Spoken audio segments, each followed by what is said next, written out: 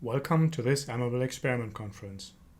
We have invited a number of SMEs to present their ideas and their achievements. Enjoy. We're trying to bridge this entire journey from idea through a first prototype right out to industrialization. And we try to do this with a set of services that we developed for users to take.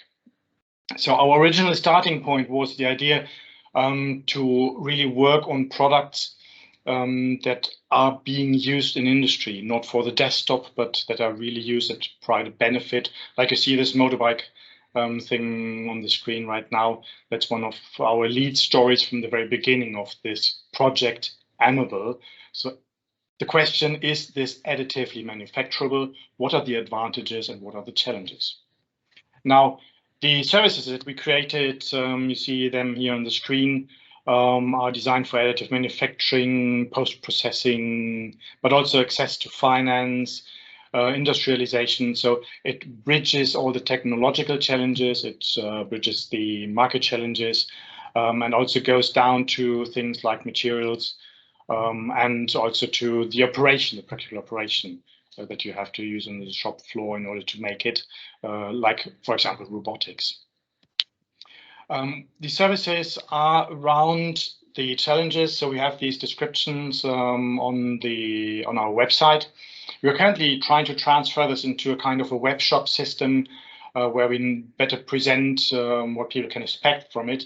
But the key benefits, for example, of this design for additive manufacturing service is that people learn how to efficiently create a design that is cost effective, to de-risk a build process, so to design towards a low risk build process, and to have access to design guidelines, tools, and resources.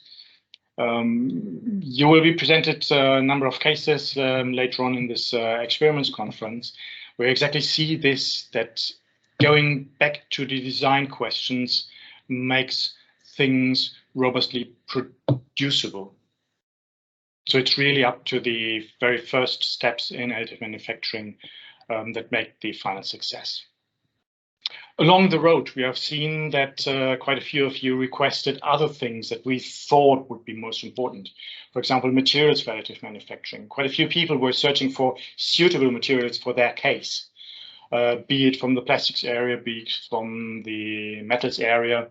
But there are still questions out there where specific challenges go even back to the material that's being used.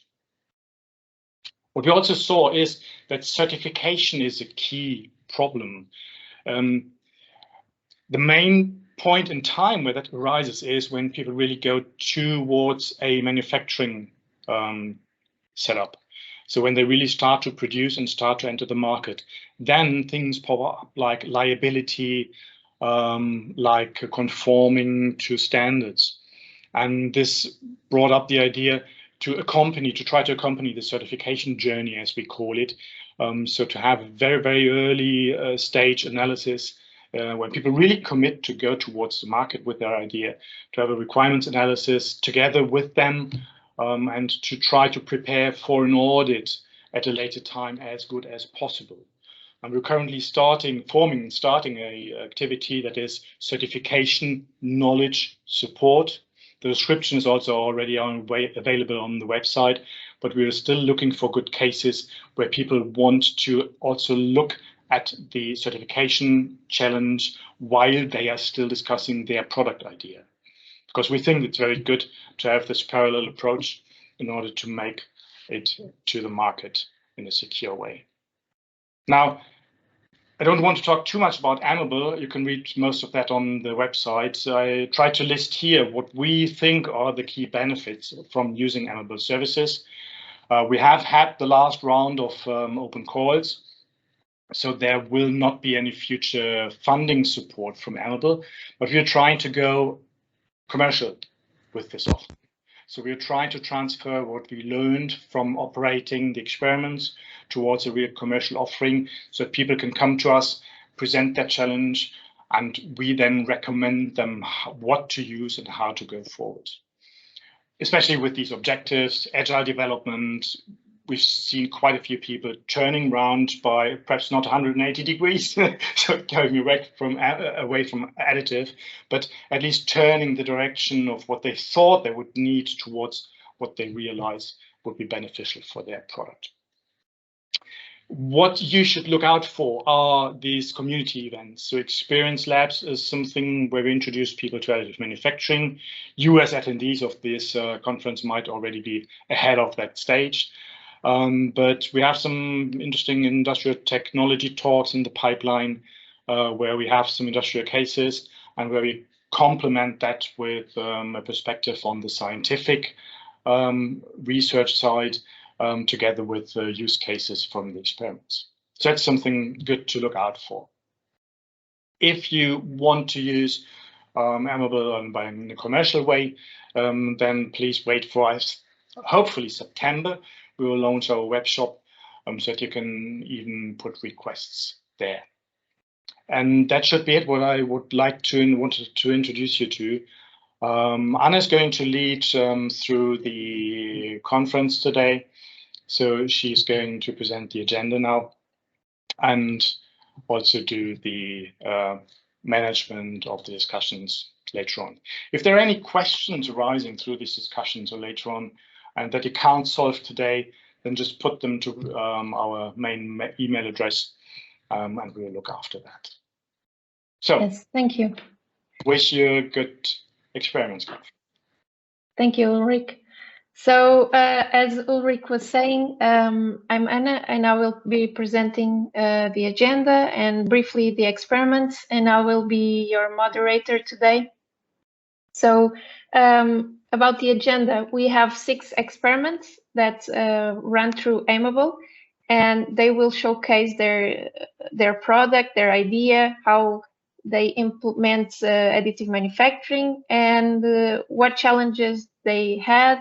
So it will be a very interesting session. And the idea here is that you do a lot of questions to them, you get to interact with them. So please be free to do that. Just a quick run through just some notes. So this session will be recorded for people that will join now.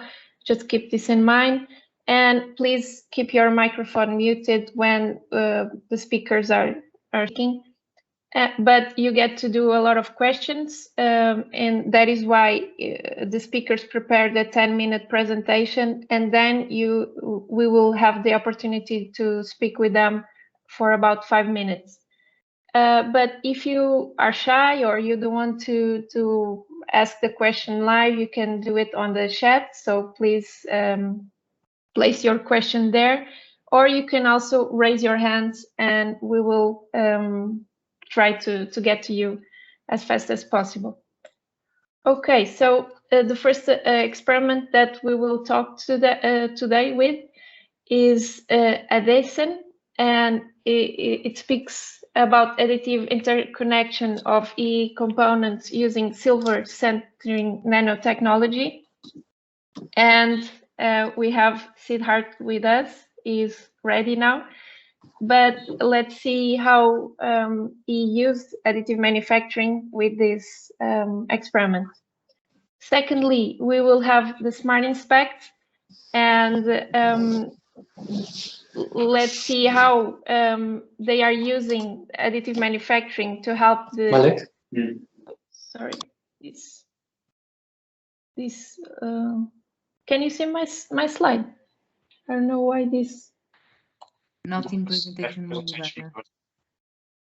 Yeah, I don't know, this just. Okay. Okay now.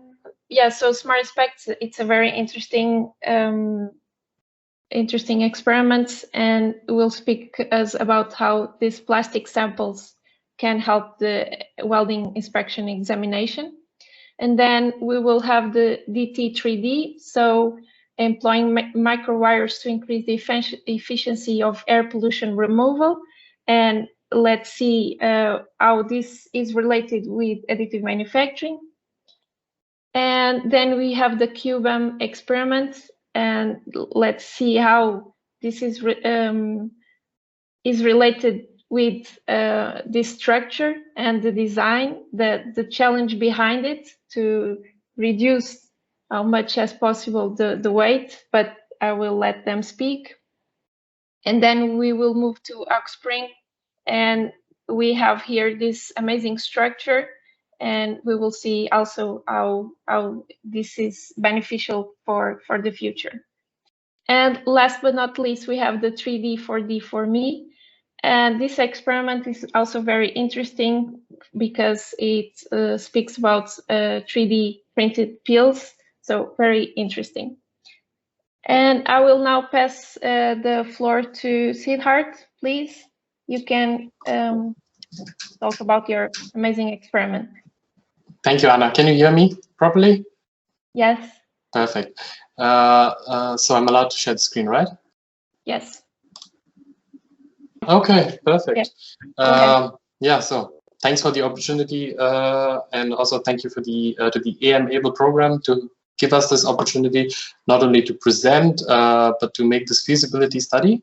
So our project is called Addison, and as you can get from the name, it's something related to bonding of something, and this will be something that we will discuss in the next slides. Our experimentation team is made up of three institutes. We have NanoJoin, which is a company which is driving the application in this case, producing silver paste.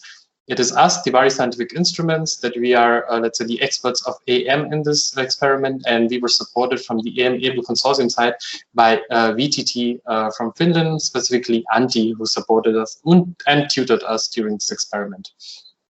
So just to tell you about the partners and what they're doing, we are Daphhne Scientific Instrument. We are a ESA-supported startup that is focusing on 3D printing of metals and ceramics for aerospace as well as industrial applications. We are using the method of FFF, that means a filament-based system where we are printing green parts with our special printers, and these parts are then, let's say, debinded and sintered at very high temperatures or in a heat furnace to get pure metals or ceramics. Just to show you some parts that we have produced with our technology, you can see this part as a turbine, so to say, or a heat exchanger, which is made up of copper, pure copper. We have a little simple shield with the company's logo, which is made up of silicon carbide, which is also a very interesting high-performance ceramics. And one of the larger structures that we have produced, as you can see, is a heat exchanger that is made up of stainless steel. So as you can see, that FFF has great potential, and one of the advantages that we can go from really small sizes to relatively big sizes, I would say, up to 15, 20 centimeters. And on the other hand, we have NanoJoin, which have till now, let's say, before the start of the experiment, not done so much in the field of 3D printing. What are they doing? They are producing this patented silver paste. And this silver paste is nothing but a substitute for solder. And they are producing a wide range of materials that can be used for different electronic application. And I will explain a bit more what their application is in the next slide, and how we came up with, let's say, a problem that could be solved with 3D printing. So yeah, as I said, the silver paste that NanoJoin is producing is a substitute solder. Now the problem with conventional soldering is that the quality of, let's say, e-mobility, especially it's demanding very high performance from the bonding technology. And because of the new developments and new power modules that are developed for different applications, they have a very large number of cycles where they are heating very quickly and then cooling. And what this really does is it develops conventional solder. After a certain amount of cycles, it develops fatigue, and there can be cracking. So the lifetime of then the component becomes very small. And that's where, let's say, silver sintering or the silver paste technology is much better. It gives you stronger shear strength, and it also gives you, let's say, better performance, not just in terms of resistance, but also in terms of thermal conductivity, which can be seen in the right side. Now, the problem if it's so great, why aren't we using it? One of the issues is that, of course, it's reaching its maturity. It takes time. It's a process of development. And the second is that this has to be applied manually. So how could we actually automate the system and also be able to produce it, produce small complex three-dimensional structures? And that's where we, let's say, Brainstorm got together and said, hey, you know, we are also doing sintering and with 3D printing have a similar, let's say, the technology is similar. Of course, the application fields are different, but similar. So why couldn't we apply 3D printing and try to solve your problem? And that's how, let's say, the Addison project was born. Of course, easier said than done. What are the typical problems that, let's say, once again, here you can see the aim of the experiment is to develop method and materials to use silver-containing filaments. So the main challenge of this project is that we would need to develop filaments so that out of the silver paste, which till now was never made into a filament or pellet, and to then 3D print these small complex shapes. As I said, we had certain issues with the, let's say, going ahead, of course, realizing this project. And the main challenge is to actually find a binder that is most suitable for this kind of solution.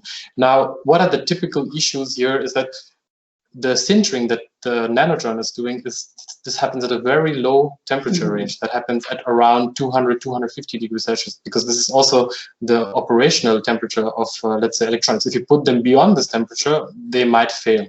So the big challenge is to find a binder that can be combined with the silver paste, which allows the 3D printing at low temperatures and allows the sintering at even at lower temperatures than 200, 250. So basically, you have to have something that can be debinded and sintered below 250, and that's where the real challenges of the project is, to find a binder, because most binders that, let's say, that we're using with our metals or ceramic filament, they need at least 400, 500 degrees Celsius. And if you look at a lot of thermoplastics or other forms of polymers, they all require temperatures above 300, 400 to get them completely out of the system. So that's basically what we had to do in the next, let's say, months or after starting the project, that we had to try out really a lot of binders. So we had to try out some. We spoke to a lot of suppliers, a lot of experts in the field, and some of the names that came up was polystyrene. We tried also polyamide, but we were never able to get the results that we, let's say, desired. And then through an external partner, which is also part of the Fraunhofer Consortium in Berlin, which specializes in polymer, we were actually able to find, let's say, a suitable binder for this filament. And this binder was a custom polymer. This was actually made up of, it's a starch derivative. And the interesting part about this polymer is that it can be actually debinded at much lower temperatures. And if you look at the DSC analysis, where you can actually see the mass loss. So if you see on the y-axis, you have the mass loss, and this is the temperature. If you see the DSC analysis, it's still significantly above 300 degrees Celsius, which we said is no go for us. But we were also skeptical when we saw this analysis. But if you do the reaction at room temperature, this process of debinding or decomposition of the polymer is actually accelerated with the help of oxygen. And this was, let's say, a big advantage for us, since we are doing the sintering in oxygen, let's say, in air. And of course, after this analysis and DSC results, we actually did some lab analysis, and we had different kind of polymers of the same kind. As you can see, some of the first results of sintering, they were not really great. You can see that you have very porous structures, not actually sintered well to the diet, that's in the copper plate that we have below. Eventually, finding out, let's say, the right mixture of the polymer, the silver salt, and also the right kind of starch derivative, we were actually able to obtain these very good results, which, let's say, which we could actually manually test to check the adhesion, and also with some manual bending test that is normally done in electronic industry. We found these, let's say, this setup to be, or this composition to be very successful for our application. Going ahead, I think we spend most of our time in the binder, but we did also plan to manufacture some filaments and to see if this could work.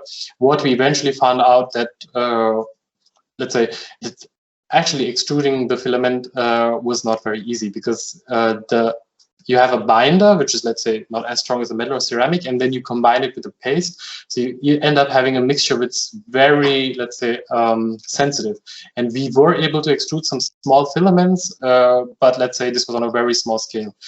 So going ahead, let's say this was a small feasibility study as part of the AMable project, where we successfully converted an idea on paper to a reality, that we showed that, hey, we did find a solution or a polymer that could be used as a binder with these silver salts, and we could potentially manufacture filaments out of them. So the next step, which is, let's say, which cannot be done within the framework of this AMable project, but that we would like to do, is extrude or find the right mixing ratio for the binder and the silver paste to extrude larger quantity of filaments, so a few 100 grams, and with that we can actually go into the market to offer a solution. And this is what we have discussed over here, that we initially want to sell these filaments, and going ahead we want to sell not just the filament but also the printer and some units to debind and sinter. And of course, these market projections are a bit, let's say, conservative, and that's primarily because when you talk about silver sintering as a technology, it's still in its early stages. So we cannot expect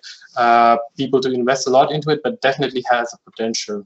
To just show you how the market in terms of e-mobility is, in terms of bonding solutions, it's a really big market, and in terms of billions of euros. And right now, silver sintering is just 20%, and it's growing. So we are going in the right direction, and it's, let's say, a matter of patience and, let's say, continued development that can help us really commercialize technology on a larger scale. Yeah, that was all from my side. I hope I did not make it too long. And if you have any questions, then I'm happy to answer for you. Thank you, Siddharth.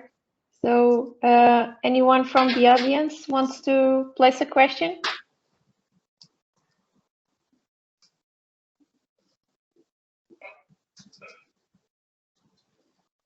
Shy audience. Okay, I have a question myself. So how long does this process took you to have from the idea to the solution? I think it took some time, and the main reason was, let's say, of course, you prepare a proposal, then you have to wait a few months until you get an answer, and then you require another few months before it actually starts. So it's about 1.5 years until so from, let's say, the first meeting to come up with this idea until, let's say, we were able to close the project. We have still not closed the project. We have almost, like, we have given everything, so just the official confirmation is waiting. But the project itself was initially planned for 6 months. We had to extend it to 1 year, mainly because of the restrictions due to COVID. We were working with an external partner, and for example, due to COVID restrictions, they were not able to enter the lab every day. And this really slowed it up, but yeah, it is what it is. So we cannot really fight against COVID. Yeah.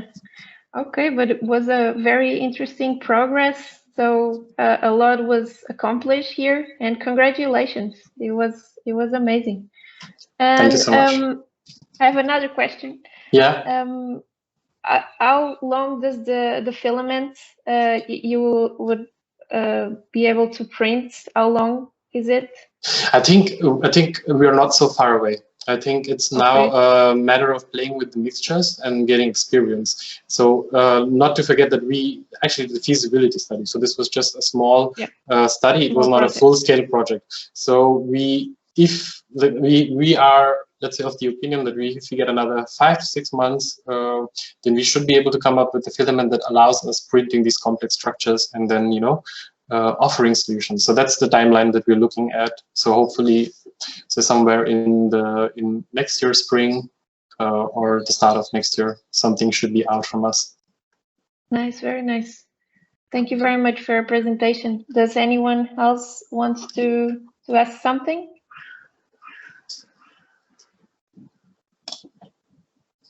Okay, Siddharth, I would suggest that you could leave your contact at the chat box, and if people want, they could ask you about this solution and this challenge. Okay. Perfect. I will do so. Thank you so much, and have a nice day. Thank you very much. Okay, so the next experiment that will speak with us is Smart Inspect, and David Barbosa from Fun3D will explain this project to us. Okay, sure. Shall I start? Okay, Yes, good morning, please. everybody. My name is David Barbosa. As stated, I'm from Favorite Answer. It's Fun3D, our, let's say, brand name. And I'm going to talk about you the feasibility study Smart Inspect. Smart Inspect, as is like the title of the project, harmonized plastic samples for welding inspection examination. So what is this project and why did you did it? So I'm going to talk about that. Just give me 1 second. I don't know why this is not moving. No, I think yes. So Yes. First of all, who are we? We are Fun3D. Fun3D is a company, is a brand new company that focuses in consulting in engineering, mainly on additive manufacturing and welding. So what our core activities? We want to aid and promote additive manufacturing to the Portuguese market. And in order to do that, we work the other way around. We talk with our clients, we understand what are their pains, what are their needs, and based on that, we put our experience into action and we provide them with a solution that hopefully comes out positive and they end up taking the most out of the technology. We are also an authorized training center of an international AMable qualification system that I'm going to talk about that afterwards, and this is more or less where the idea came for this project. So also we are representatives of some brands, mainly in the filament and VAT photomerization technologies, but our actions are based on these 4 pillars that are sales of equipment, filaments, also parts. We do provide some training on the equipment and also on the technology. We developed projects like this one, for instance, AMable, but we are also involved in other international projects like SEM or Dem or Die. And also we do some services as consultancy and all that. So we kind of want to be involved and act on the entire value chain of additive manufacturing. So moving forward, if this helps me, here we go. So what is the challenge of Smart Inspect? So we want to harmonize the welding specimens in all training centers that qualify welding inspectors. So what is this? So there are some samples that are used for training, and these samples are made of real cases, as you can see in the picture. And these are metal samples that have some imperfections at some kind. So what you want to do is pick up these samples and create an harmonized one that is the same for every training center. And we are aware and we know that if you're taking a course in Portugal, in Germany, and elsewhere, you are using the same sample. Also, if you go plastic, let's put it this way, you make it lightweight, and you also it's more easy to use, to move around and understand it. And this is our ultimate goal: create these samples capable of having these imperfections that are described in standards, and to be used across the world. So our aim goal is to create and develop training kits that that encompass 4 specimens with the defects that are in the standards. Also, why did you come to AMable? Because we wanted to identify a suitable AM process capable of achieving these details, and because when you look at it, it's pretty not straightforward, but it's an easy part. It doesn't take, let's say, the added value it's not added value part, but since you want to make the same part all over again at low volumes, you want to produce it in demand. If a training center comes to us and they want, for example, we don't want to have the burden of having it sitting around, getting some dust. We want to produce it by demand, and also we want to be able to update this every year. So we know that from year to year we have different samples, we have different, let's say, ways of showcasing the defects and the imperfections, and this way we can make the training more dynamic and didactic. So also a big part of this is to understand the viability of this project, understand if the business behind it it's feasible, and if at the end of the day we are capable of let's say make some profit and make some money with it. So the impact and the business behind it. As I was saying, we are part of the EWF network. This is a qualification system. I don't want to get into much detail here because it's a very complex system. I managed to see that some familiar names in the audience, but I'm going to try to explain it very simply. But basically what this does, it's harmonize the training across the world, and if one takes one course in one country, it's recognized throughout the world that are using and implementing this system. Hopefully I was able to explain it very simply. So the idea is to use this network, since we are a part of it, and promote this product and showcase it, and we're gonna act on the first 2 years on the European level, since it's more linked to us. And here you can see we have there are around more than 600 entities actually on the UWF training center. So the idea is to exploit this market and promote our products there. On the second stage, we want to take it globally and basically sell everywhere. We have some numbers here. This is very, let's say, conservative, extremely conservative. We are taking the lowest of the lowest to understand how the financial impact, and we want to keep the kit cost lower than 100 euros, and we want to retail it for 600. We expect to have a break-even point the second year, and we are assessing the possibility to have create at least one new job that will be able be responsible for operationalize all this business and promote it and sell it. And basically, this is our roadmap that we took to develop the project. So we start with the welding samples. These are real welding samples according to the standards. We have the imperfections there that are listed, and what we did is we talked with experts and they identify, okay, this is a, let's say, not sound sample that you can use to make the kit.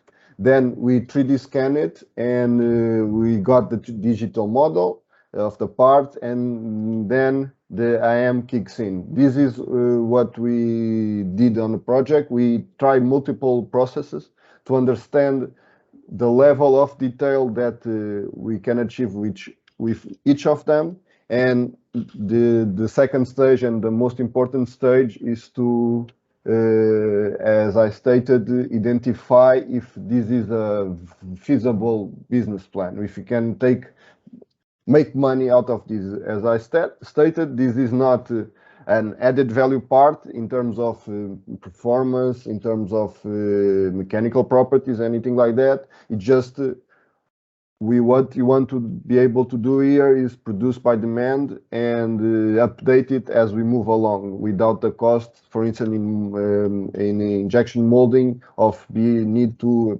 have a big investment in the beginning, so we get the mold and we produce thousands of parts and then they just sit there. So we want to avoid that part. We might end up need to do that if we go so big, but since we are starting and since this is something we are testing, we decide to move towards this approach. And finally, this is still ongoing because we are, as I'm going to explain later in the next slide, we are still testing some. We decided to move to SLS also, since we still can take some, let's say, positive feedback from there. And also we pretend to test this in class, but with the COVID situation, we had to postpone this phase. Let's put it this way. And hopefully things will open up, and things are opening up, thank God. And eventually you're going to be able to get to this phase. So this is what we achieved. We talked with experts, and they gave us the feedback on the samples we had, the non-metal samples. We produce and replicate the defects on the multiple processes, and we are assessing that. Also, we are talking with experts to get some feedback from what we did. We know that we should keep them as dark as possible to make it similar to the metal. Also, then they cannot be scratchable. We need some materials, and this is also assessed in the project to make sure that they have some resistance in terms of scratching. And trainees tend to put the pencils in and the pens, and so we need to avoid that situation.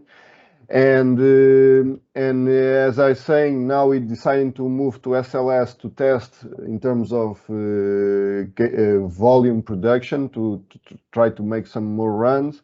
And the final ones to be done in class are what we are hoping to do in the next months, to have a class testing it, the students playing with it, assessing it, identify the defects, and get the feedback and make the final touches so we can go, let's say, live with this project and these products.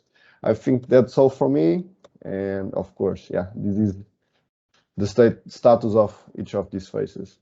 Thank you very much. I think Thank you, David. A few minutes over. I apologize for that. Only 1 minute, don't worry. Okay. Okay, so does anyone has a question for David and his project?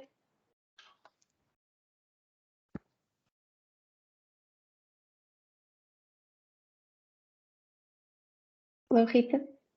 Hello, good morning. Just a brief question, David, regarding the benefits. So you talked about the lightweight of having these in plastic. Do you think it is still feasible to implement in terms of training? Do you see any drawbacks from the fact that it's being done in plastic, or is it the same?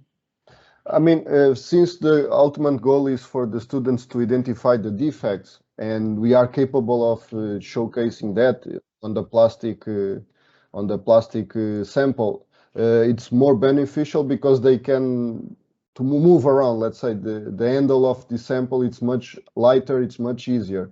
And of course, it's not a metallic sample. They don't get the feel of metallic, but then they can, during the training, the practical experience, they get that hands-on experience. Here it's to be done in class, and from them to identify in situ, let's say this way, and it makes it easier. That's the ultimate goal here.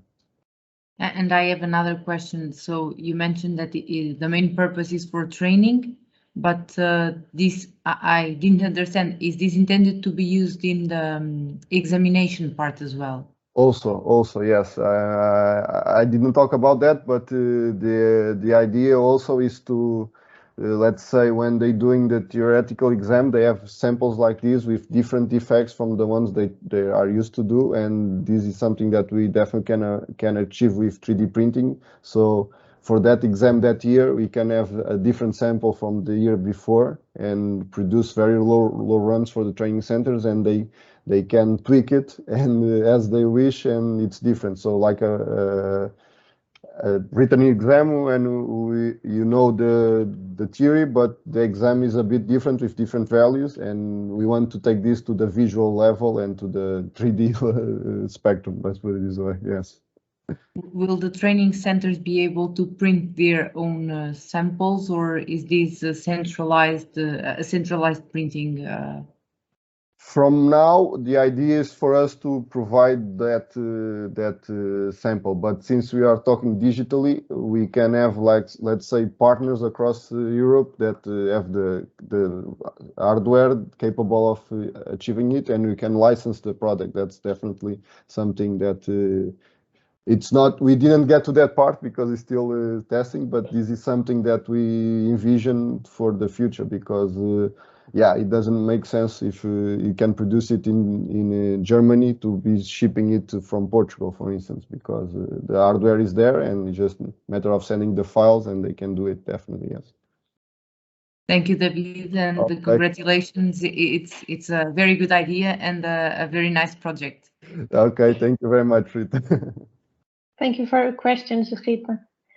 Anyone else? Okay.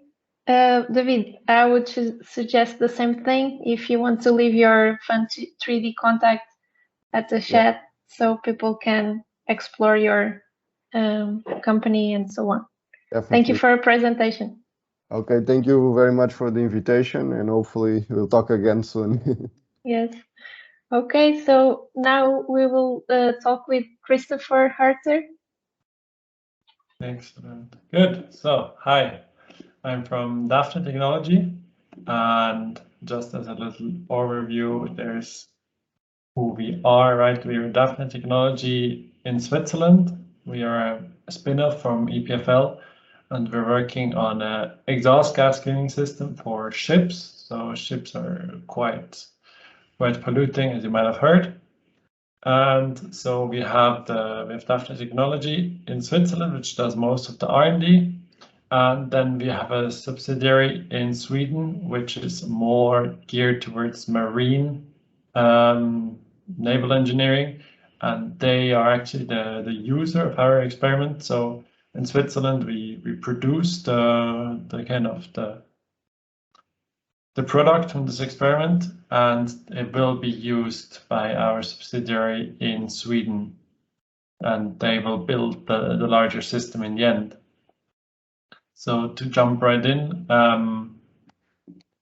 what we're doing is developing this exhaust gas cleaning system, and at the moment we're focusing on sulfur dioxide, so SOx here, and NOx, as well as the future emissions. As the marine industry is moving to liquefied natural gas, there will be a lot of issues with actually methane slip. So we are developing solutions for this, and we are looking to produce so-called microwires for the air pollution reduction, because in our reactor, we call it a reactor, it's where the exhaust gas is cleaned. We have an electric field, and then we produce high energy electrons that hit the pollutants and they break apart. And this efficiency of electron generation can be improved by introducing these microwires. They provide like a starting ramp for the electrons. So we want long and thin features for the electrons. You can think of it like a reversed lightning conductor, if you will. So, and already before the AMable grant, we actually started with this small sample just to test print and see if this is possible. And then we realized, yeah, okay, we can do this actually. So what you can see here is like these needles, they're about 2 millimeters long. The whole sample here is about, I think it's about 40 millimeters long. So the needles are really quite tiny. And then we said, well, this is really good. This is really helping us. So we want to produce this in larger volumes, ideally also double-sided. So initially that was kind of the vision where we wanted to go, to have kind of a bar with wires on both sides that we can then put into our exhaust gas cleaning system. And then the first step was to find out the best geometry for these wires. So, oh, sorry, there's another slide. Just about the target market. there's ship owners and shipbuilders, and there's, to be very rough, the global fleet are about 50,000 merchant ships. And when you look at exhaust gas cleaning systems, the price range is between 1 and 5 million, depending on the ship. And this grid would be one part of the entire system, because it would be much more. There's a much larger product behind it, and so it's a bit tricky to tell the impact on the business. But until 2023, we expect at least to have 3 people working on those grids full time. So just I don't think we would have our own machine to print them, but also just to manage the production, it would need quite some hands. And so you can see our actions towards a solution. We wanted to find the best geometry for the pollution removal. So, right, you have those wires, and then you want to know if they're on the substrate, how high, what's the optimum height, what's the optimum diameter, so the aspect ratio, and then also how far apart should they stand for optimum effect. So that's something we had to investigate first. And then we wanted to look at how do you get them double-sided printed here, and then also optimize for large volume production, because when you think in terms of square meters, we would need already for a small ship, we would need 1 to 2 square meters of these wires. So that it really needs to get economical when you go to these large scales. Like these ships, they're gigantic. When they have the biggest engines, they're bigger than a family house. So they're really, it's really huge scales that we're talking about. So here some pictures of what we actually did. So we printed about 30 samples to test the influence of the geometry. So you can see here, we just we called it this parameter space. You can see here the grids get longer in this direction, and then we vary the spacing in this direction. And here also you see a bit of these wires. We tested stainless steel and titanium dioxide. Here on the left, you can actually see that this looks more like a little bit of a forest than actual like this shape that was here. This is just because the stainless steel bends and the titanium is quite springy actually, so you have to handle it quite roughly so it breaks. So that's really good. And so we found the best geometry for pollution removal, and we also saw there's no big difference between the titanium and the stainless steel. So we went for the titanium because it's lighter, and it's as you can see here, it's more robust. It's the springiness. And we also discovered the working geometry for wires on both sides. So you can see this here, a couple of things that we did. Here we started printing on both sides. Here this is done with electron beam melting. You can do these grid structures, and due to the electron beam melting process, you can just start printing in the powder. You don't have to be fused to the bed. And this is really quite interesting because that allows you to just print these grids anywhere in the build volume of the machine. So you can stack them really. And then we tried a couple of these different grid options, right? And this is just for the testing, we printed them one-sided. Or here we investigated like how do we get if you have SLS, how do you get large scale parts? So we just sintered to the base plate and then cut off the base plate with EDM, which is quite time consuming. So we didn't continue in that part, but it's also quite interesting to see that this does work. And then this is what the outcome is of the whole thing. So in the end, we printed these wires or these grids, and they're just about as large as the build volume of the machine. So that is what is limiting us at this point. And here you have little legs to fix the grids. and this is the top view. So you build these grids out of titanium. They're about 200 grams each, so it's really quite light. And what is also really nice, and this is the very nice thing about this this titanium and this EBM printing, you can see here that you can stack them during the printing. So what happens is that you have one grid here in the bottom, and then you can put a second grid on top of it, and those pins, they can go through the other grid, allowing you to make a really compact printing process. And yeah, this is just really a good use of the space. So you save a lot of the, or you can break down the overhead from starting up the machine and post-processing over a lot of the parts. So I think that is it for me. How long was that? I don't know. It was perfect. Thank you, Christoph.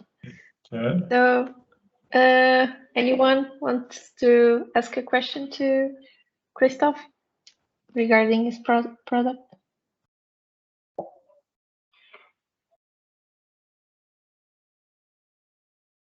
Vita, yes. Hi, Christoph. Nice presentation. Thank you for joining the conference.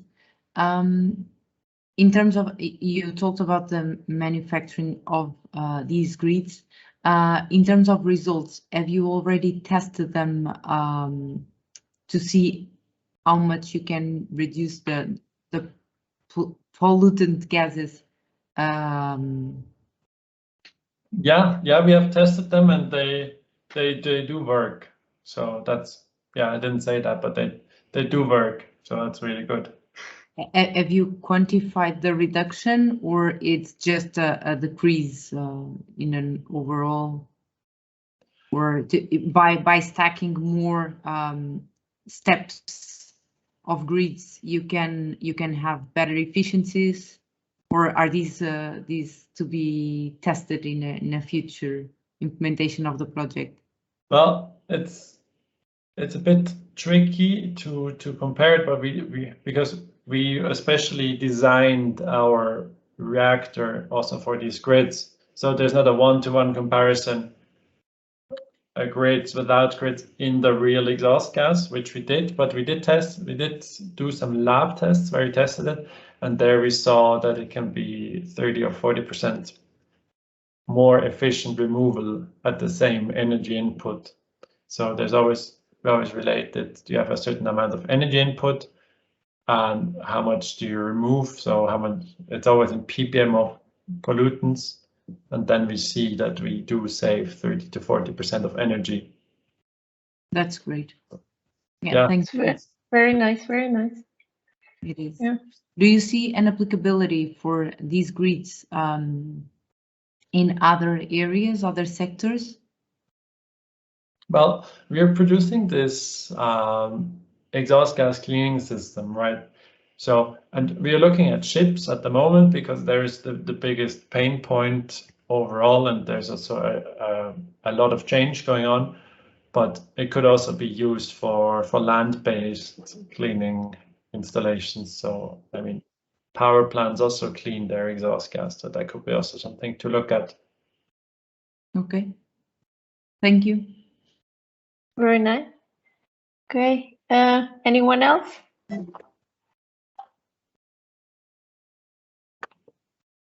Just saw a mic. Nope, maybe not. Okay, but Christoph, I have a question myself. Yeah. So are these grids supposed to be changed at the application? So what is the lifespan of this grid? Have you tried it, or are there forever? We haven't done like long-term tests in the exhaust gas, but I mean the grid is made from titanium, which is fairly oxidation resistant, so we expect them to be very long lived. Okay, very nice. So it's not like we would consume them. I think after a while they might require cleaning or something, but it's not. Yeah, and how do you clean something like this?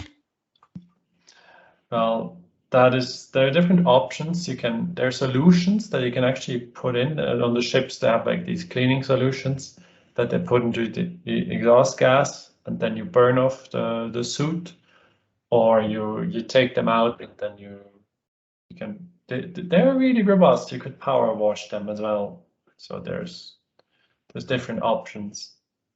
Yeah, very nice. Yeah, and they are from titanium. So yeah, David, please go ahead.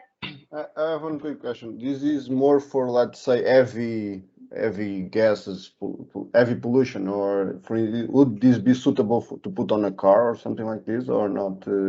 Not really. Not really at this. Well, it depends, right? If you have a gasoline car, gasoline is quite clean if you compare it to the ship fuel. But I mean, we can take care of NOx with our system, and with the diesel cars, NOx is a big issue. So at this point, they use the catalytic converter, right? But I might just see that the diesel cars are phasing out before we get to them. Yeah, Okay. that's my question basically. That's why I'm kind of if you could save the diesel cars, but not really. Okay, thank you. No worries.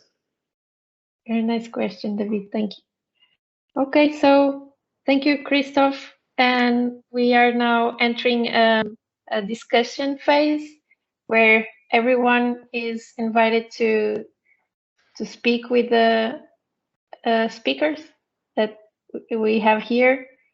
And please go ahead and interact. That is the whole point of this 10-minute part. And you can also keep directing the questions to Christoph if you'd like. And Christoph, you can also leave your contact email or number where you prefer. Yeah, thank you.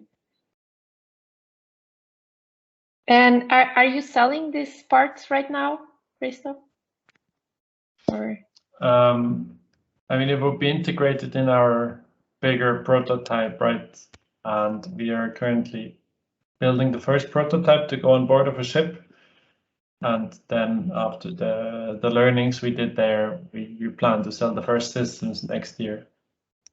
But okay, very nice. These systems are so big, you have large development timelines as well, right? It's not like you spend a week and you have a new prototype. It's more 3 months, half a year. So it's quite slow. It's a long run.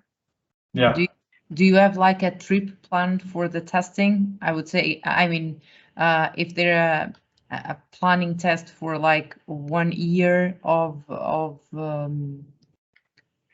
traveling, or how do you plan to test the prototype? Or are you putting it in different ships from different companies? In the beginning, the first prototype is a containerized prototype. So we can just put it on board of a ship and test it for a few days and then take it off again. It's more also to convince the ship owners, because ship owners, their ships are very valuable, right? And if it breaks down, they lose hundreds of thousands of dollars every day. I don't know how much. So they're very conservative by nature. So a little demonstrator that shows them this is on your ship and it works, and this is what you have to do. That is our first system, and afterwards it will go to a real pilot installation, and then you can really sell the system also to other people. But it takes a while. Yeah, exactly. This is the wonder of additive manufacturing. We saw already three experiments. So in metal parts and plastic parts, and we have ones that are still in testing, and we have others that are already planning to sell their products. That is what fascinates me in additive manufacturing. It's really wonderful. David, you were saying something? Actually, I had a question. Ulrich was saying that we're going live with the AMable services, let's say e-commerce, let's put it this way. We're going to the website. How is that going? What are your plans? How we will operationalize it in terms of clients and everything like that? It's always good to understand it and just go. Something. Yeah, thank you, David. Yeah. So as you can see on our webpage, we have several services, and for your experiment, for example, you had to select one or two, and the idea is that we have packages of services.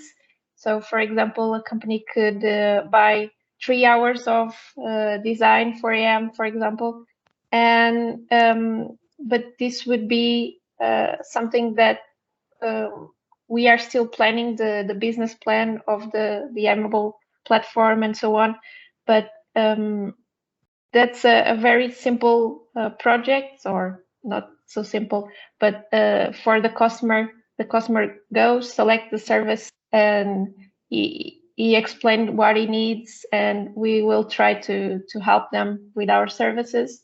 As you can see, they're very vast, and we have a wide range of organizations collaborating in this project. So whatever the need, I'm sure we can help in the future. But we are on this transition phase where we don't have open calls and we still don't sell the services. But yeah, as soon as the services are ready to be launched, to be commercialized, we will let everyone know about it. Okay. So it's just a matter of going there, saying your pain, your problem, and the let's say someone from AMable will identify the service, or you should know by in the upper end what service do you need. No, of course that we have experts to help you identify, because sometimes people say, okay, I need a service of certification, for example, but from our experience, we can see that the company is not ready to be certified and still needs to go through another service, for example, or a company might want to have a modeling part, but there are some iterations that still needs to be done on the design part. So of course we have that planned, and we also have another very interesting aspect, that is we have a skill up mode and we have a deliver mode of the services. And of course that what we want to do is to help people so they can be sustainable. But we also have a mode where people can just come in and say, I want this service delivered, do it for me, and we do it. But we also have other plan mode, that is the skill up mode, and people would then be able to work with us, and we will teach them how to do things for their sustainable life, and so they can grow inside themselves. Okay. It's all being planned, but it's not ready yet. Well, it's good to start understanding how you're going to operationalize everything and how you're going to be available for the public, yes. Yeah, hopefully soon, but we will keep you posted. Yes, please do so. Thank you, David, for your question. Very, very clever question. Welcome. Okay, anyone else like to have minutes to speak with us? Okay, we have one on the chat for Christoph. Can you answer that, Christoph? Have you tried the implementation of your printed part on CO2 emission removal mitigation? Yes, we do look at this as well. I mean, when we analyze exhaust gas, we can analyze a lot of different parts, and we do work on this as well, but I can't say more on this. Okay, thank you, Tolga. Okay, so I guess we are ready for next experiment. Cubum and Alejandro will speak with us. Hello, good morning, everyone. Good morning. Can you share your screen? Yes. So I'm going to talk about Cubum. Cubum is a project in which we are looking forward to the optimization of a CubeSat and to produce it in a plastic material. The team for this experiment is CITD. It is my company. It's a small, medium company in Spain. We have AMable Technologies, which is, well, I'll talk a bit more about all the companies right now. OHB, Hellas in Greece, is the subsidiary of a very big German company working for space. And they're the user of the experiment. And we are also working with AMable Technologies as a spin-off company in Greece, and they have a very big experience in thin film coatings, and they are in charge of the coating of the CubeSat. And we are CITD, a small medium engineering based in Spain. We have a broad experience in additive manufacturing with aerospace alloys. And we are in charge of design and manufacturing of the prototype. So what we want to do with Cubum? We want to design and print and optimize and print a small CubeSat structure using PEEK polymer. It's a plastic, for make it simple. What are the challenges here? The first challenge is the optimization of the design itself, so that it can withstand the loads it's supposed to withstand, because it's usually made in aluminum, and now we're making it in PEEK, which is plastic, and as you will understand, it's a lot less resistant in mechanically speaking. Other challenge that we have is the manufacturing itself. And as these kind of structures are usually made with manufactured with very tight tolerances, as they go inside a dispenser, which is supposed not to have any kind of gap, and so you have to produce this part with really tight tolerances. And then what we're looking for here in this project, the added value here also is that we are coating this component with a very thin aluminum coat that will provide the structure with electrical connectivity. Sorry, which slide are you seeing? Because are you seeing the CubeSat here on the right? Or which slide? We are just seeing the first slide. Sorry. Okay, perfect. Now, can you see the slide now? Yeah. Third slide. Okay, so I don't know why it wasn't changing. Sorry. Okay, so this is the CubeSat that we are manufacturing. As you see, it's usually made in aluminum.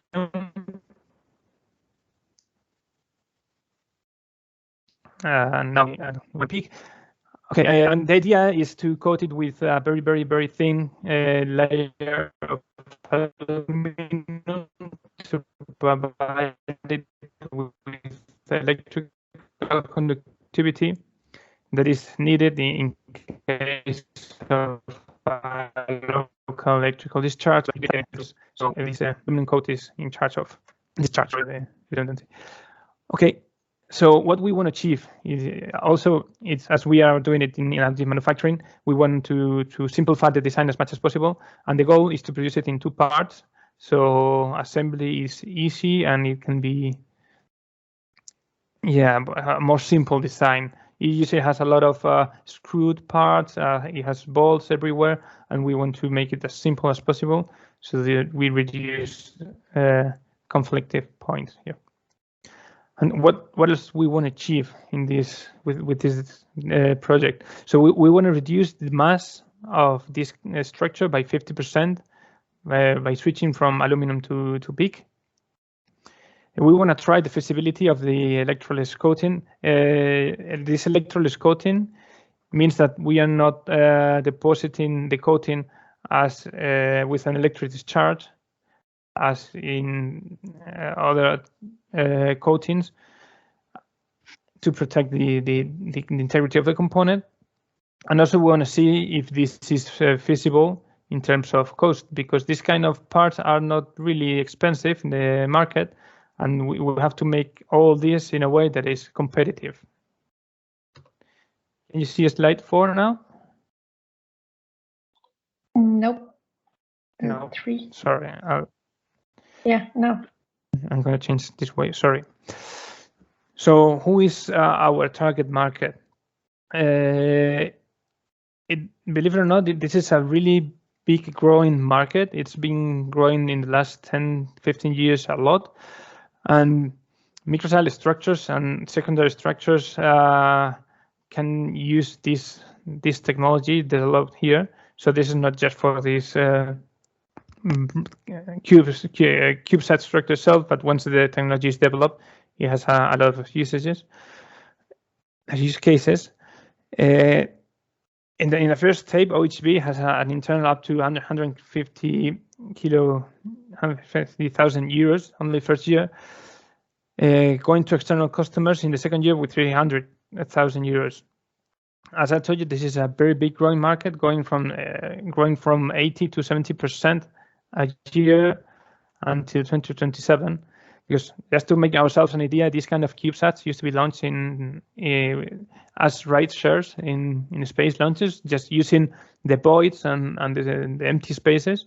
And now there's so much demand for this kind of CubeSats and spacecrafts that there are ad hoc launches just with like 87 of these kind of spacecrafts, small spacecrafts, so that they can attend the demand for this market share.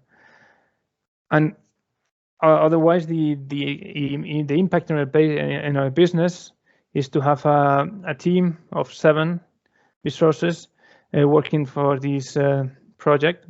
2 from OHB, 3 from AMable, and 2 from CITD. Sorry, slide.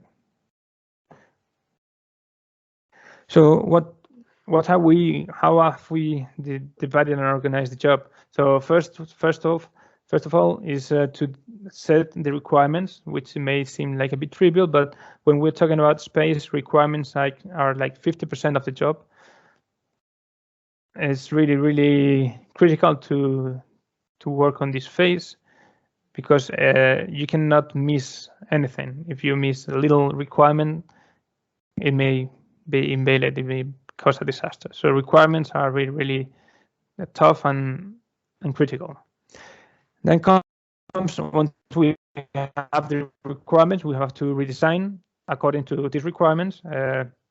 This redesign includes an optimization for the mass saving, and also driving this optimization towards a printable design that eases the intrinsic difficulties of AM printing. By the way, this is this is printed using FDM of yes. Okay, as I said, this is part of the manufacturing here in this phase 2. Once we have the part manufactured, we have the part printed. We have to send it to AMable, which is in charge of the finishing and the quality of assurance of the component, and they have to do the coating, the metallization of the component, and verify the quality of the coating, that the coating has been applied in an homogeneous way, that there are no thicker deposits of coating or faces without coating or small holes that have not been coated. As you saw in slide number 3, all this part has a lot of holes for bolts and so on, have to be very looked into detail for the proper application of the coating. And then once we have a working and qualified and approved part, we have to see how much has it cost, where can we improve, what has been done right, wrong, and see if it's a positive business case. And in case it is, we have to bring it to market. So what have we done so far? What have we done so far? So we have already printed the prototype in 3 different materials to test with different mechanical properties. These materials are PEEK, carbon PEEK, which it's the same as before, but a small carbon fibers within the plastic, and ULTEM, which is a proprietary material, very similar to the previous ones. We have already coated test coupons, which have the same surface quality as the final part, and so we have been trying coatings there to see how good or how difficult, how easy it is to coat this material. And the coating of the full prototypes is about to start. You can see on the right the bottom of one of the prototypes and how it shines, because it has already been coated with aluminum. Things that we have done so far that we can see agreements with is the set of requirements, because we have the previous set of requirements for the former CubeSats, but as we are introducing new technologies, we have been doing a very thorough job into designing requirements driven by this. We have achieved the goal of a 50% mass reduction, which is a very good news.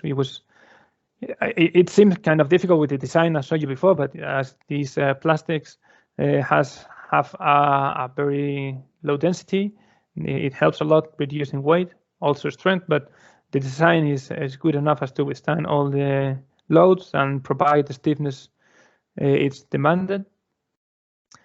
As I said, the design is easy enough as to print with minimal distortions. And yes, a big finding is that it's the surface roughness of the manufacturing process is not good enough as for the coating process. So it's necessary, it's mandatory to do a grinding surface treatment to minimize this surface roughness, these minimal defects. You know, when you print with FDM, you always have like small blobs of the tracks of the printer head, so you have to minimize this when printed. This also may help when required to achieve the requirement on dimensional requirements. I have been achieving a very homogeneous coating of 3 microns, which seems to be at the moment good enough for the goals of this subject. Yep, and this is what we have done so far. Yes, sorry. Very nice, Alejandro. Very nice. Okay, so I would suggest the same thing. You could place your contact on the chat. We have to move to the other experiment. And thank you for a very nice presentation. It is indeed a very interesting subject and a growing market. And yeah, thank you very much. We'll keep your contact. Okay, so next is the metrics. You will speak about Oxprint. So, okay. Are you able to see my screen? Yes, perfect. Okay, so today I will present you our so far results regarding the Oxprint project. My presentation will begin with a short introduction of our company, and then I will proceed with the presentation of our feasibility study. So our company Simlit is a product design and development company based in Cyprus. We use our design knowledge and engineering expertise to deliver innovative products and bring game-changing experiences to life. Our product development philosophy is based on a highly customizable roadmap that aims to empower organizations with solid strategy, breakthrough ideas, superior designs, technical expertise, and a strong competitive advantage. We offer a broad range of services such as product design, engineering analysis, rapid prototyping, digital manufacturing, innovation strategy to startups and SMEs, as well in R&D and research-funded projects. Through the AMable program, we have successfully completed the Optima experiment from Open Call 2, where by means of SLM technology, we have developed conformal cooling channels in injection molds to reduce the cycle time and enhance the physical and mechanical properties of the end product. And based now on the Oxprint project, the challenge here is to study, develop, and optimize enhanced additive manufacture oxidic cores in order to replace conventional components such as honeycombs in sandwich structures for impact applications, including aircraft, sports, automotive, and consumer goods. Therefore, the aim of our experiment is to develop a pioneered oxidic structure where, based on simulation-driven design approach, we will alter the oxidicity response in all directions, I mean X, Y, and Z directions of the structure. And the main target audience of the Oxprint project are EU manufacturers of personal and sports protective equipment with the aim to receive collaboration agreements. The EU market for both applications stood at a valuation of 15 billion euros in 2019, while the demand of this market is in line with our project, since it corresponds to enhanced or new high-end lightweight products. So the Oxprint is a unique opportunity for us to explore and establish new applications regarding protective technologies. And the primary objective of our market strategy is to launch Oxprint products into Europe during 2022.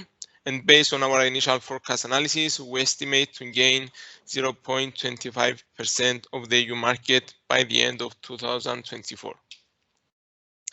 So the proposed activities of Oxprint were synergistically organized around 5 work packages, as indicated in the schematic at the right. Based on the R&D work activities, we have initiated our study through simulation-driven design methodology, where we constructed the finite element analysis models, performed parametric studies, and optimized our digital oxidic core. Then we proceeded with the prototype work package, where through AMable services, we modeled the fused deposition modeling process with emphasis on the design partners, and fabricated the physical models based on the numerical results. And finally, in the work package 5, we have implemented a testing campaign where we performed compression tests in order to evaluate the 3D printed oxidic cores, as well as the finite element models that we developed in work package 3. Before continuing with our achievements, I would like to explain the term oxidicity in order to all be familiar with. So our everyday experience tells us that when we stretch a material, it becomes longer in the direction of stretch, but also becomes thinner in cross-section. This behavior of the material is governed by one of the fundamental mechanical properties of materials, the Poisson ratio, which for a conventional material, this ratio has a positive value. However, there is a possibility that Poisson's ratio may also be negative, and that in this case, the material undergoes lateral expansion when stretched longitudinally. These materials that fall into this category have been termed oxidic, derived from the Greek word oxidikos, which means tends to increase. So such materials are of great interest because of their novel behavior they exhibit under deformation, and also because they exhibit enhanced mechanical properties in contrast with their conventional counterparts with positive Poisson ratio, like increased shear modulus, indentation resistance, impact resistance, fracture toughness, and energy absorption. As a result, oxides can serve as candidates for a broad range of applications, as the images illustrate, spanning from biomedical to protective applications. So based on our literature review and after running some preliminary finite element studies, we concluded to perform our experiment based on the oxidic tetrapetal structure. Here we present the boundary conditions at the left side of the oxidic unit cell that were applied on our models. We have developed 12 variations of this unit cell in order to explore the best compression performance for two different types of polymers, hard polymers and elastomers. Here we present the results of the numerical unit cells. The graph at the right side illustrates the evolution of Poisson's ratio regarding the equivalent strain of the structure, which yields to steady effective Poisson's ratio values. And for the case of the elastomer material, we have reached a Poisson's ratio of minus 0.6. And for the case of a hard polymer, to a Poisson's ratio equals to minus 0.4. Regarding 3D printing activities, we have fabricated systems which consist of 9 2D unit cells via FDM technology, and for 3 different polymer materials, PLA, PET, and TPU. And we run in parallel through AMable services and additive manufacturing fabrication by means of SLS technology, which yielded the development of 3D oxidic systems for 2 different polymer materials, PA12 and Duraform Flex. So in these slides, we demonstrate the compression testing campaign that was performed in the Frederick Research Center. The videos at the left side illustrate the oxidicity response of the additive manufactured structures, and the graphs at the right side showing the force displacement representation yielded from this test.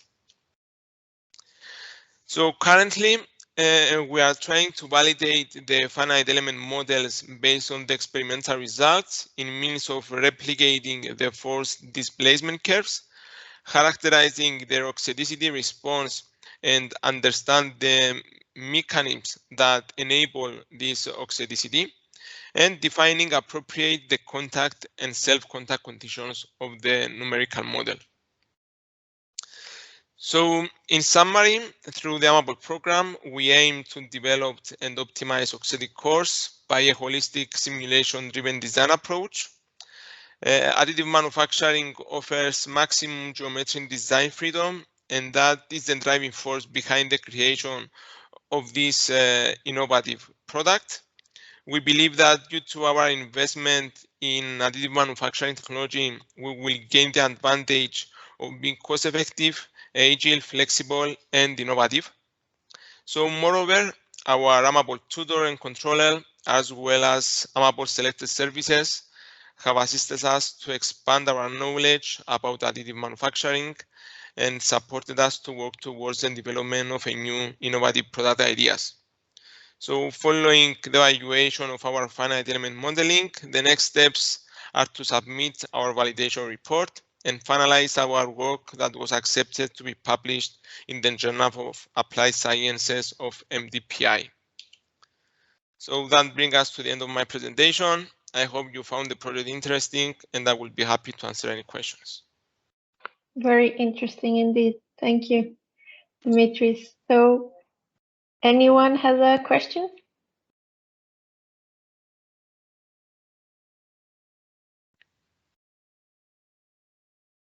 Let's see. Okay, so I have one for you, Dimitris. So, what other products can you or do you expect to implement this geometry other than the helmets that you have shown?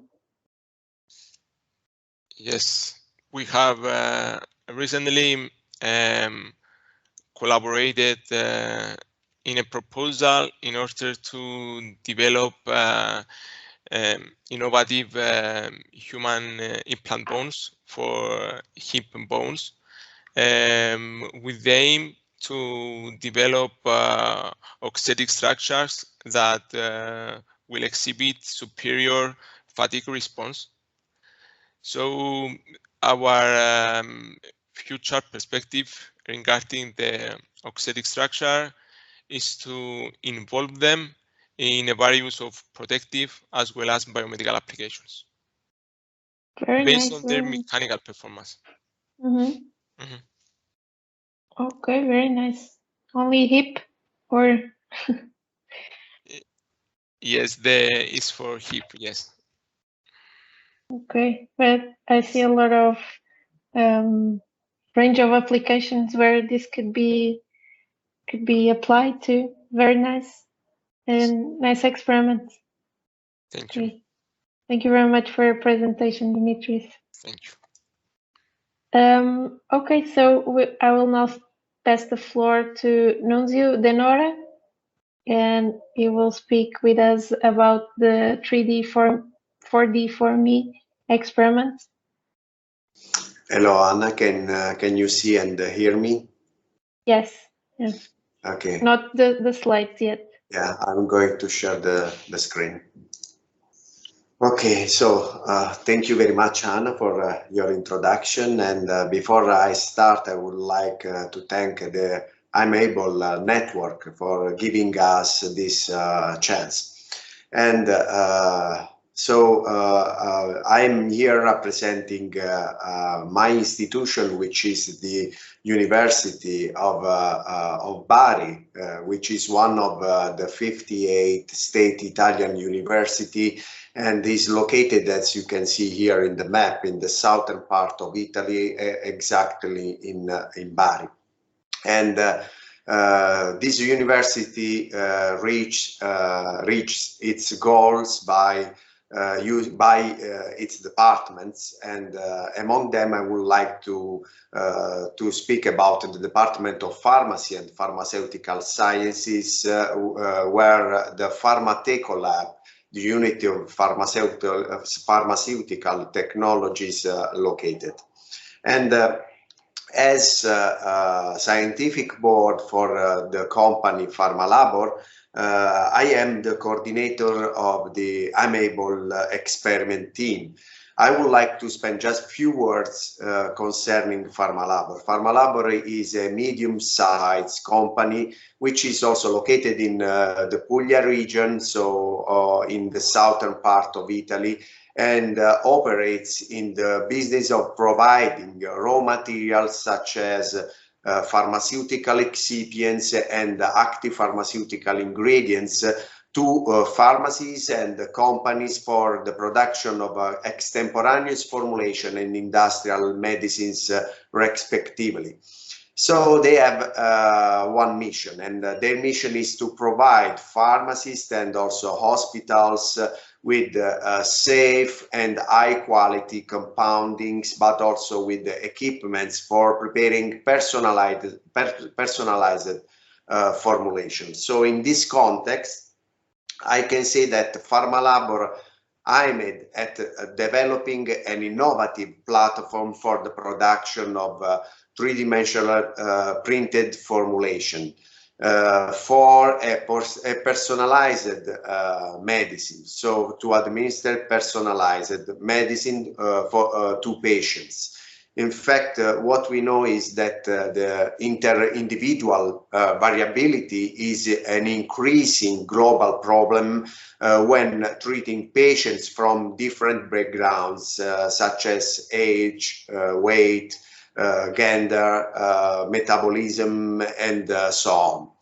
And another aspect is the dose adjustment, which is frequently based on empirical methods, and it means that the chance of a wrong administered dose is very, very high. So this kind of personalized medicines can be ineffective, or on the other hand, they can have very severe side effects. So the aim of this project was the development of a three-dimensional extruded tablet starting from pharmaceutical powders. Starting from excipients, suitable excipients, but also starting from mixture of these excipients with APIs. And so they can be directly extruded by a three-dimensional printer. And by using this kind of new technology, we can print, as you can see here in the figure, we can directly print, starting from pharmaceutical grade powders, a dosage form. The target market are for sure the pharmacy, so the pharmacy, hospital pharmacies, but also pharmacies which are located on the territory, hospitals, and also the companies.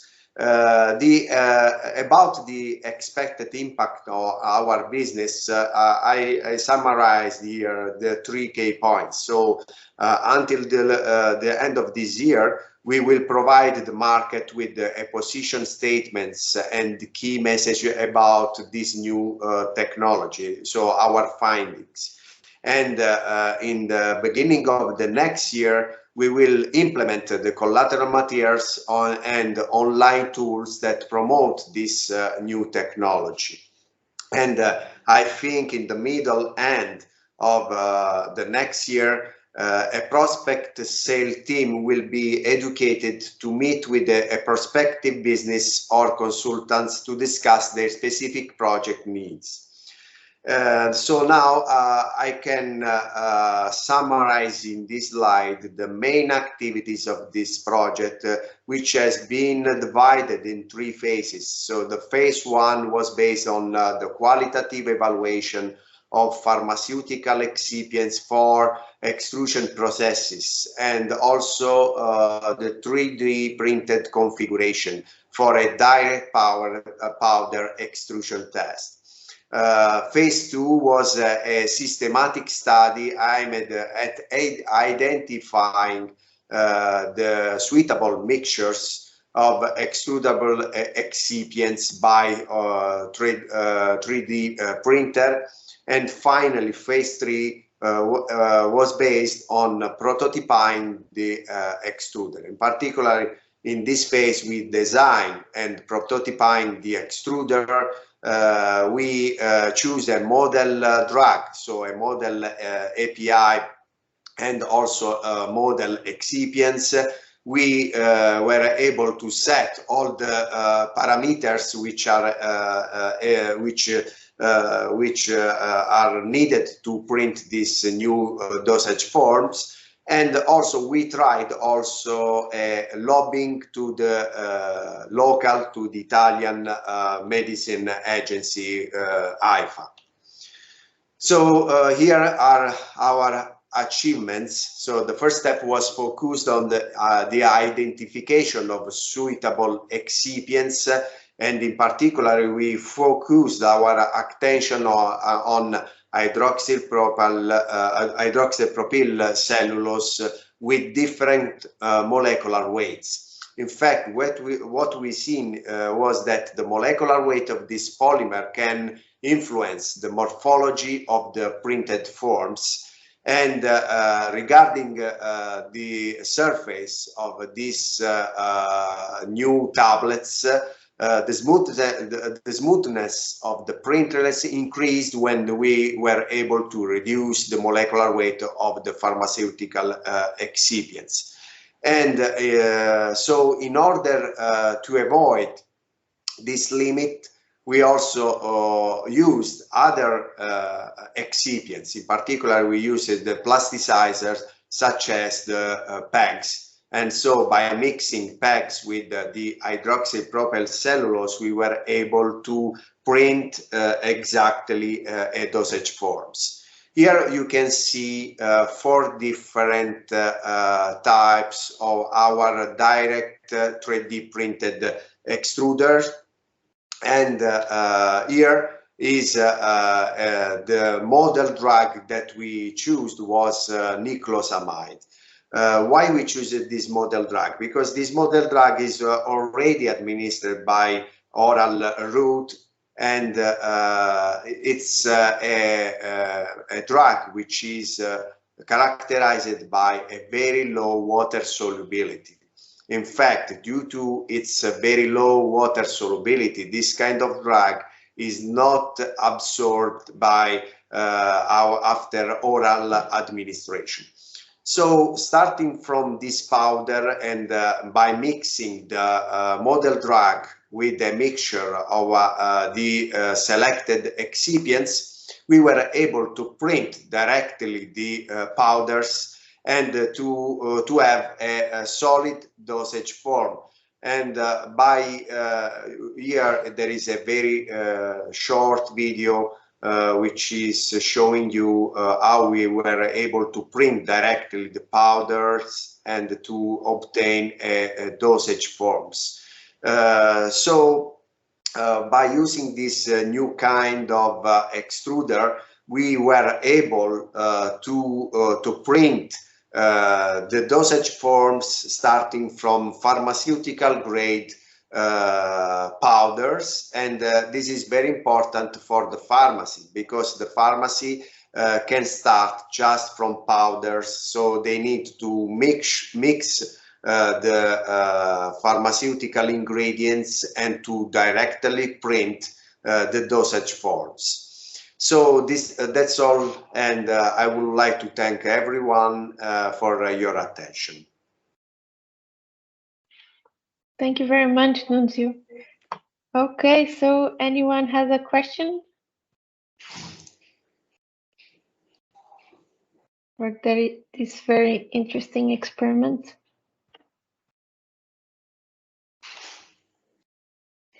Have you tried to print with another drugs or types of drugs? Yeah, right now we are moving to other model drugs. And we are also testing different mixtures of excipients, because when you are developing pharmaceutical dosage forms, it is very, very important, you know, to select a mixture of excipients which should be useful for the printing, in this case, of several drugs. We are moving as I said before, to drugs which are, for example, already used for the treatment of intestinal bowel diseases, and so we are testing, for example, budesonide, which has also a problem concerning the solubility. In fact, in the new mixtures, excipient mixtures, we are using also other pharmaceutical excipients which are able not just to print this dosage form, but they are going to increase the water solubility of those drugs. So these are the next steps of our study, and I think that maybe in 1 year we will be ready with the first extruder, three-dimensional extruder for the pharmacist, and we are also ready to publish all these results. So in the next months. Very nice, very nice. And this is an optimal solution because it can be tailored for each person, each needs, each individual. Very nice. Yeah, exactly. The main problem, if I can add this, is the regulation issue, because as you know, this is very new, and so we expect that the regulation agency, the European, such as EMA, or the Italian agency, are not ready for this, even though we have already printed dosage form on the market, especially in the US. So I hope that in the next future, also the Italian and more in general, the European agency will be ready also for this kind of drugs, medicines. Yeah. Medicines. And how big is the pill that you have printed? Yeah, you can also personalize the shape and also the size. So not just the dose. So for example, we are working also on pediatric medicines. And so in this case, it's very important to adjust, to have very small tablets. Very small. Yeah, we are working, for example, with just 4 or 3 millimeters of the size of this new printlets. Yeah, because kids don't like to take their medicine. Yeah, they have several problems, you know, in the to swallow this kind of solid dosage forms. In fact, usually under the 7 years old, they prefer liquid formulation instead of solid formulation. Very nice, Nunzio, very nice, and I can wait to see more. Yeah, David?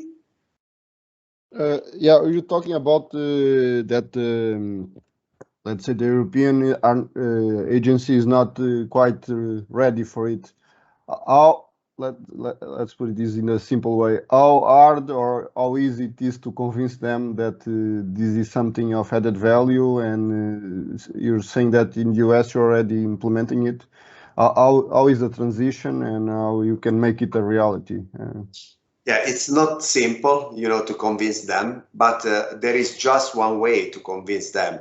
In other words, it is very important to prove that this kind of medicines are working, are correctly working, and you can print everything by using good manufacture practice. So by ZMP, which is the requirement when companies, pharmaceutical companies are making medicines. So it's more simple for the pharmacy, because in one pharmacy they can make extemporaneous formulation. So if necessary, they can they should be already ready to use this new technology. A little bit different for the companies, because as I said before, they need to be I mean, this kind of new technology need to be accepted by EMA, and they should prove that these drugs are clinically effective. Just one more question, because basically you are using, let's say, materials, let's put chemicals that are already being used by the industry, by the pharmaceutical. It's just making it differently, from what I understand. And basically it's about the machine, it's not about the content, if I understand correctly. Yeah, I agree with you. The process is similar, but is producing a different dosage form. Just to give you an example, if I use an excipient with a direct compression to have a tablet, this tablet is going to release the drug with a kinetic profile. When I am printing the same excipients Of course, I have an hardness which is totally different from the other dosage form. It means that the pharmaceutical excipients in this case is able to control the release of the drug. So if I don't have a completely equivalent profile in terms of drug release, EMA is not going to accept these dosage forms. Okay. Also about the applicability then, because you kind of can tweak how the medicine will affect the patient. You can tailor that. Okay. Yeah. It's quite complex. Yeah. So very complex. Yeah, it's quite complex, but we are not far from. We are working on the drug release because it's very important right now to control the kinetic profile of the release from this kind of let me say this kind of new dosage forms are very useful for a prolonged release, a delayed release. But for the sustained release, it's not very easy. Okay. Thank you very much thank you, David. Thank you. And thank you, Nunzio. I will also like to thank all the speakers here today. It was amazing to see the progress you have made in a couple of months and maybe the last year, and how additive manufacturing can improve our lives and can lead us to other places and to the future. And we can't wait to see your products on the market, and hopefully all the best will come to you and other companies as well. And let's keep pushing forward with this technology. So I'd like to thank all the participants as well. And I just like to say that please keep updated with our last events. We will be releasing new events, AMable Industry Talks. So you can see them on our social media. So please keep be posted here. And I'd just like to say also have a nice day, and thank you all for coming and be here with us. And if you have any questions, please address the speakers as well. Yes, Rita?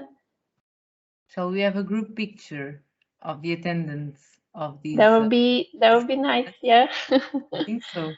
Let's see if people can turn on their cameras. Nice idea.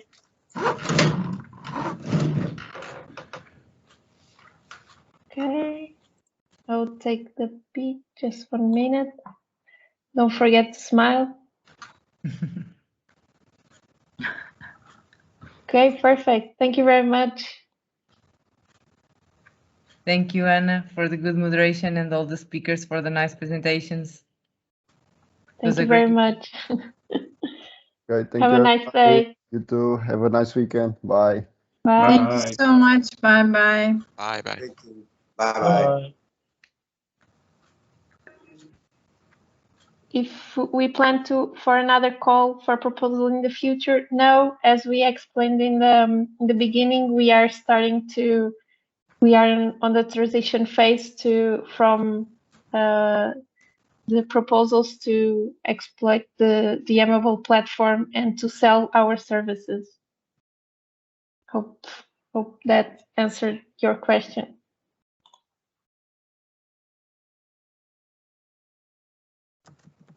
Okay, thank you. Bye.